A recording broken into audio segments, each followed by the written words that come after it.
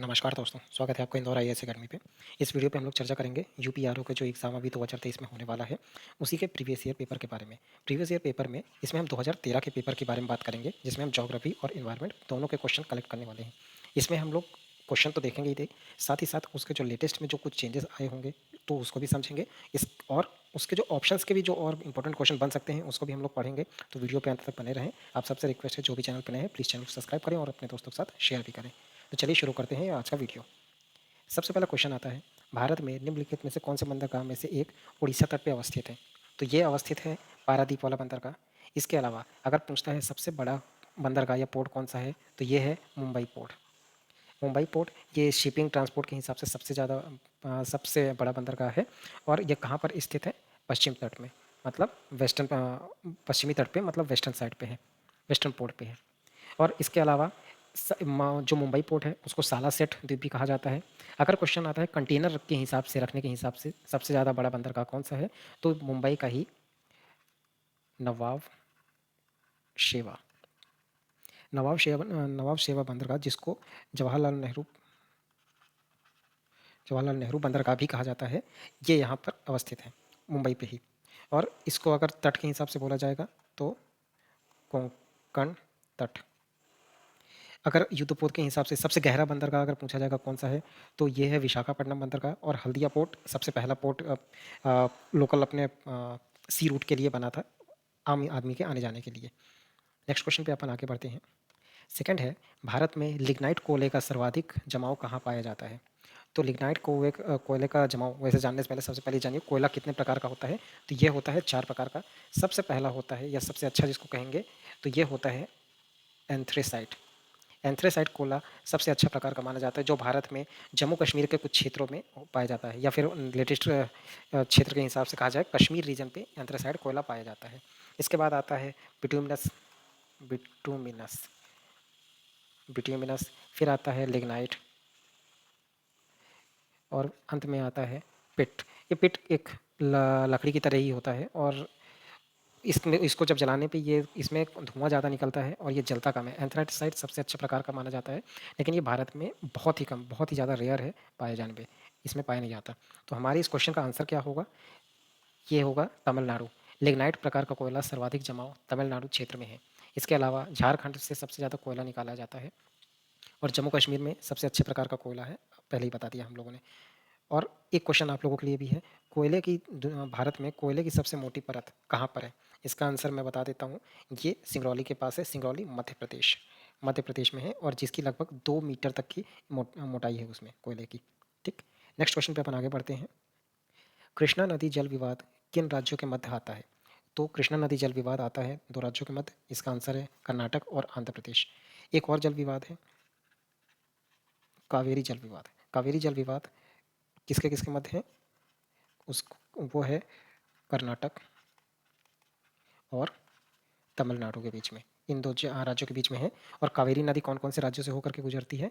कर्नाटक तो है ही, केरला है, तमिलनाडु है, और पुडुचेरी से भी होकर के गुजरा करती है। पुडुचेरी हालांकि केंद्र शासित प्रदेश है, पर फिर भी आप आंसर के लिए याद रखिए जानने के लिए। नेक्स्ट क्वेश्चन पे अपन आगे बढ़ते हैं। भारत के निम्न राज्यों में से किस प्रांतीय राजमार्ग की सकल लंबाई सबसे अधिक है? तो इसका आंसर होगा ऑप्शन बी, सॉरी, तो इसका आंसर होगा ऑप्शन डी, महाराष्ट्र में। ये प्रांतीय राजमार्गों के हिसाब से सबसे ज़्यादा स्टेट हाईवे या नेशनल हाईवे सबसे ज़्यादा महाराष्ट्र में है। अगर क्वेश्चन आता है सबसे ज़्यादा एक्सप्रेस हाईवे कहाँ पर है, तो ये आंसर आ जाएगा उत्तर प्रदेश। उत्तर प्रदेश में सबसे ज़्यादा एक्सप्रेस हाईवे हैं। और ये राजमार्गों की अगर बात किया जाए तो महाराष्ट्र के बाद कर्नाटक सेकंड नंबर पे आता है। कर्नाटका सेकंड नंबर पे आता है। नेक्स्ट क्वेश्चन पे अपन आगे बढ़ते हैं। कौन सा देश क्षेत्रफल में भारत से बड़ा नहीं है? मतलब इसमें क्वेश्चन आया है कौन सा देश सबसे बड़ा है क्षेत्रफल के हिसाब से, मतलब कौन कौन सा देश है। ये पीछे वाटर मार्क है, इसको आप इग्नोर कीजिए। ये एक प्रतिष्ठित संस्थान से किए निकाले गए क्वेश्चन है, इसलिए उसका वाटर मार्क है, मैंने हटाया नहीं है। तो आप इस केवल क्वेश्चन को ध्यान दीजिए। ये क्वेश्चन डेफिनेटली आया है, आप 2013 का पेपर निकाल भी सकते हो और मैच भी कर सकते हैं। तो इस क्वेश्चन पे अपन आते हैं, कौन सा देश है जो क्षेत्रफल में भारत से बड़ा नहीं है? देखिए सबसे बड़ा कौन सा है इसमें ऑप्शन में? रशिया। रशिया दुनिया का सबसे बड़ा देश है। सेकंड नंबर पे कौन सा देश आता है? सेकंड नंबर पे आता है कनाडा। थर्ड नंबर पे आता है चाइना, फिर यूएसए, ब्राज़ील, ऑस्ट्रेलिया, इसके बाद भारत। तो ब्राज़ील कौन से नंबर का सबसे बड़ा देश है? ब्राज़ील पाँचवा है। फ्रांस भारत से छोटा है, तो इस क्वेश्चन का आंसर हो जाएगा option D, France. Next question पे अपन आगे बढ़ते हैं। भारत में प्रथम जल विद्युत संयंत्र की स्थापना कहाँ की गई है? देखिए, इसके कई सारे तरीक़ों से ये क्वेश्चन बनाया जा सकता है। सबसे पहले जल विद्युत संयंत्र की स्थापना की गई थी ऑप्शन ए दार्जिलिंग में। दार्जिलिंग में सबसे पहले संयंत्र, और ये कब बना था? सन 1897 में। सेकंड नंबर पे कौन सा आता है? सेकंड नंबर पे 1902 में ये आता है कर्नाटक का। कर्नाटक का शिव समुद्रम। अगर परियोजना की बात किया जाए कि सबसे पहली परियोजना कहाँ से हो रही थी, तो ये शिव समुद्रम से शुरू हुई थी। लेकिन ये यहाँ पर दार्जिलिंग वाला सबसे पहले बन के तैयार हो गया था। भारत की सबसे पहली बहुउद्देशीय परियोजना अगर क्वेश्चन आएगा तो दामोदर वैली परियोजना, दामोदर नदी घाटी परियोजना, दामोदर नदी घाटी परियोजना। ये कहाँ पर है? ये पश्चिम बंगाल या फिर बंगाल क्षेत्र में आती है, पहली बहुउद्देशीय परियोजना। और क्वेश्चन इसमें हम लोग क्या समझ सकते हैं? कर्नाटक है, शिव समुद्रम, ये अपने को पता लग गया, और दार्जिलिंग 1897। ठीक है, अपन नेक्स्ट क्वेश्चन पे आगे बढ़ते हैं। भारत में सर्वप्रथम खनिज तेल का कुआं कहाँ खोदा गया था? ये सबसे पहले कुआं तो खोदा गया था माकूम में, लेकिन उसके पास ही है डिगबोई नाम की जगह। माकूम में पहले खोदा गया था पर यहाँ पर कुछ मिला नहीं था, फिर डिगबोई में खुदाई हुई थी, डिगबोई में तेल निकलना शुरू हो गया था। अगर उत्पादन के हिसाब से बात किया जाए तो लेटेस्ट आंकड़ों के हिसाब से 2023 के लेटेस्ट आंकड़ों के हिसाब से राजस्थान में सबसे ज़्यादा उत्पादन होता है, और ये है 23.29%। दुनिया में सबसे ज़्यादा अगर तेल कहाँ पर पाया जाएगा, कौन से राज्य में? तो ये है Texas. Texas United state of America मतलब यूएसए का ही एक राज्य है। यहाँ पर लगभग 18.6 बिलियन बैरल तेल इस राज्य में है। बैरल इस राज्य में तेल है। और अगर क्वेश्चन आता है, ये पहली ऑयल रिफाइनरी जो डिगबोई में खोली गई, ये कब खोला गया था? ये खोला गया था सन 1901 में। अपन नेक्स्ट क्वेश्चन पे आगे बढ़ते हैं। निम्नलिखित नदी परियोजना में से कौन सा व्यास नदी के पोंग बांध के जल का उपयोग करता है? तो ये व्यास नदी, जाहिर सी बात है, अपन उत्तर भारत की जो 5 प्रमुख नदियाँ हैं उसके बारे में पढ़ रहे हैं, तो ये इसका आंसर होगा इंदिरा गांधी नहर परियोजना। इसके बारे में भी थोड़ा सा समझ लेते हैं। इसका परियोजना का उद्घाटन 1958 में हुआ था, जबकि ये इंदिरा गांधी नहर नाम पड़ा था 1984 पे। और इसके जनक अगर बोला जाए तो सबसे पहले तो बहुत सारे राजा महाराजाओं ने इसको बनवाया था, तो वो जैसलमेर जैसे सूखे ग्रस्त क्षेत्रों में पानी भेजने के लिए। पर आधुनिक भारत में डॉक्टर कंवर कंवर सेन कंवर सेन इसके आधुनिक भारत में इसके जनक माने जाते हैं। जो इंदिरा गांधी नहर परियोजना है, यहाँ पर 2 नदियों का पानी आता है, एक है सतलज और दूसरा है ब्यास।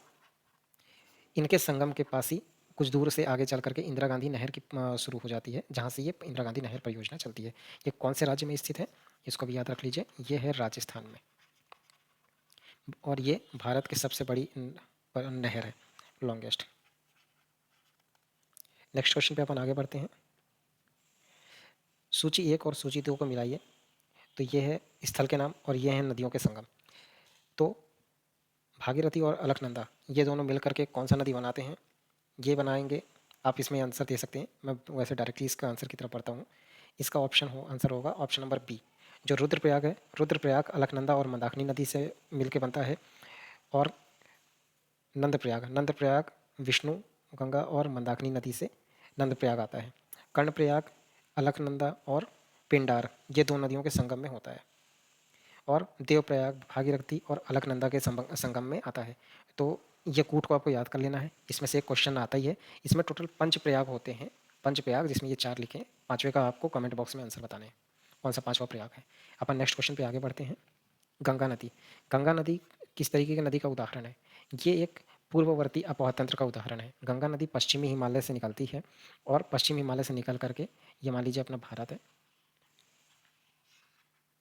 भारत में पश्चिमी हिमालय से निकल करके पहले यहाँ दिल्ली, उत्तर प्रदेश वगैरह से जाते हुए बिहार, झारखंड, पश्चिम बंगाल में होते हुए फिर बांग्लादेश में पहुँचती है, और बांग्लादेश से फिर बंगाल की खाड़ी में जा कर के समुद्र में मिल जाती है। और यहाँ पर ही पश्चिम बंगाल में ही फरक्का बांध है, फरक्का बांध बना हुआ है। फरक्का बांध से ही गंगा नदी दो भागों में विभाजित हो जाती है। अगर क्वेश्चन आता है कि गंगा नदी बेसिन कितने राज्यों में फैला हुआ है, याद रखिएगा मैं बेसिन की बात कर रहा हूँ, सिर्फ गंगा नदी की बात नहीं। बेसिन उसके जो भी आसपास की नदियाँ हैं, जो संगम उसके रहते हैं, उसको भी मिला करके बेसिन बनता है। तो ये 11 राज्यों में गंगा नदी बेसिन है। जो राज्य हैं उत्तराखंड, उत्तर प्रदेश, एमपी, राजस्थान, हरियाणा, हिमाचल प्रदेश, छत्तीसगढ़, झारखंड, बिहार, पश्चिम बंगाल और दिल्ली, इतने राज्यों से लगभग होकर गुजरती है। गंगा की लेंथ अगर पूछेंगे तो 2525 किलोमीटर की इसकी टोटल लंबाई है और भारत की ये सबसे बड़ी नदी है। इसको देखिए आप, यहाँ पर ये थोड़ा बांग्लादेश में भी जाती है। बांग्लादेश में इसको क्या कहेंगे, इसको कहते हैं पद्मा। पद्मा नदी इसको बांग्लादेश में कहा जाता है। अगर क्वेश्चन आता है कि विश्व की सबसे बड़ी नदी कौन सी है, तो ये है नील नदी। नील नदी जिसकी लंबाई है 6695 किलोमीटर, ये विश्व की सबसे बड़ी नदी है। आई होप ये आपको समझ में आ गया होगा। नेक्स्ट क्वेश्चन पे अपन आगे बढ़ते हैं। तो इसमें से कौन सा देश भारत के साथ सबसे लंबी स्थल सीमा बनाता है? तो ये आंसर काफ़ी लोगों को पता हो सकता है, जिनको नहीं पता है मैं बता देता हूँ। इसका आंसर है ऑप्शन सी, बांग्लादेश।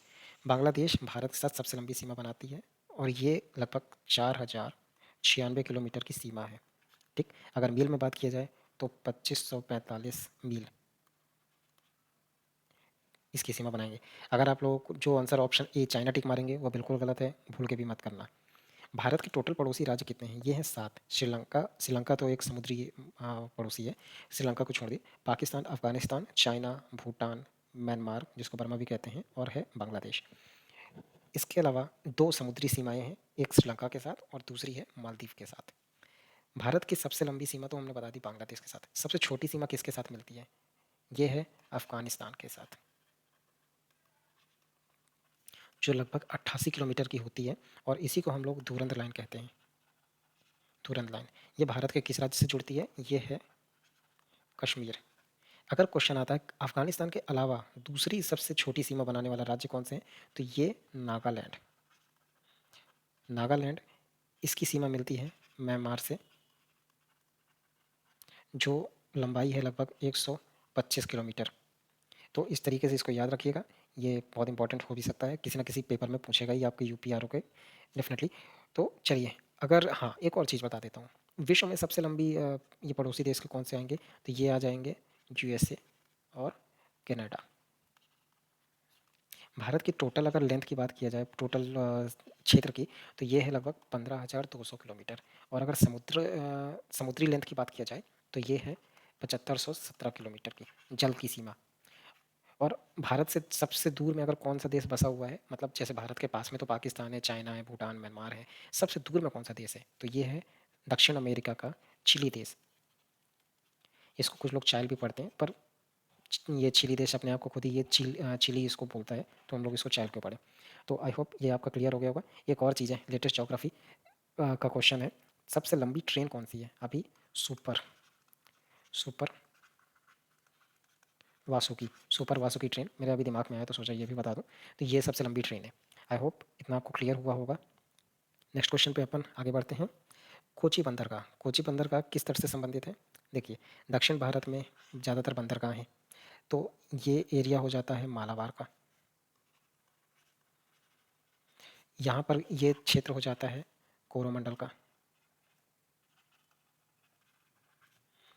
यहाँ से ऊपर आ जाता है उत्तरी सरकार का, जिसको कहते हैं नॉर्दर्न सरकार। और यहाँ मालाबार के इसके ऊपर आ जाता है कोंकण।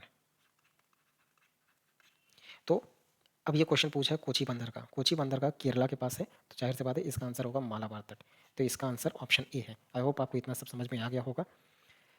तो फिलहाल इस वीडियो में यहीं तक, हम जल्दी ही आपके लिए दूसरा वीडियो लेके आने वाले हैं, जिसकी डिटेल आपको डिटेल बॉक्स में नीचे मिल जाएगी। आपको कोई और वीडियो जल्दी से जल्दी चाहिए तो प्लीज़ आप कमेंट बॉक्स में बता सकते हैं। तब तक के लिए धन्यवाद और हैव ए नाइस डे। अपना ख्याल रखिए।